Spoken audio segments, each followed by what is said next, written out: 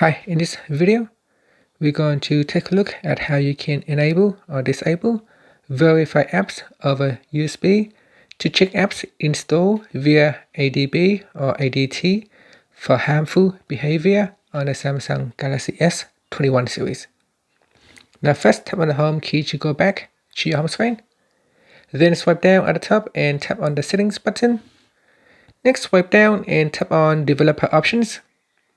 And in here, you want to go down and tap on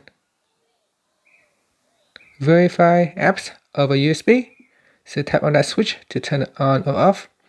If it is switch on, then it can check apps installed via ADB or ADT for harmful behavior. And finally, you can tap on the home key to return to your home screen. Thank you for watching this video.